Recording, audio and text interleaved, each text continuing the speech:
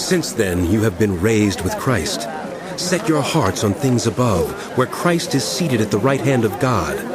Set your minds on things above, not on earthly things. For you died, and your life is now hidden with Christ in God. When Christ, who is your life, appears, then you also will appear with him in glory.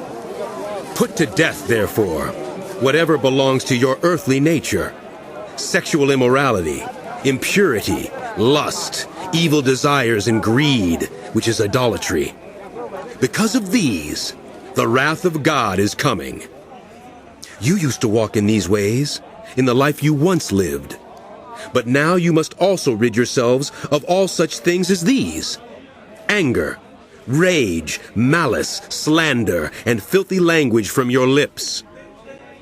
Do not lie to each other, since you have taken off your old self with its practices and have put on the new self, which is being renewed in knowledge in the image of its Creator. Here, there is no Gentile or Jew, circumcised or uncircumcised, barbarian, Scythian, slave or free, but Christ is all and is in all. Therefore, as God's chosen people, holy and dearly loved, clothe yourselves with compassion, kindness, humility, gentleness, and patience. Bear with each other and forgive one another, if any of you has a grievance against someone. Forgive as the Lord forgave you. And over all these virtues put on love, which binds them all together in perfect unity. Let the peace of Christ rule in your hearts, since as members of one body you were called to peace. And be thankful. Let the message of Christ dwell among you richly as you teach and admonish one another with all wisdom through psalms, hymns, and songs from the Spirit, singing to God with gratitude in your hearts. And whatever you do, whether in word or deed, do it all in the name of the Lord Jesus, giving thanks to God the Father through him. Wives, submit yourselves to your husbands, as is fitting in the Lord. Husbands, love your wives, and do not be harsh with them.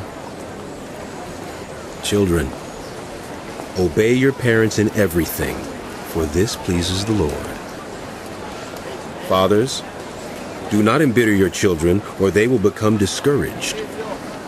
Slaves, obey your earthly masters in everything, and do it not only when their eye is on you and to curry their favor, but with sincerity of heart and reverence for the Lord. Whatever you do, work at it with all your heart, as working for the Lord, not for human masters, since you know that you will receive an inheritance from the Lord as a reward. It is the Lord Christ you are serving. Those who do wrong will be repaid for their wrongdoings, and there is no favoritism. Masters, provide your slaves with what is right and fair, because you know that you also have a master in heaven.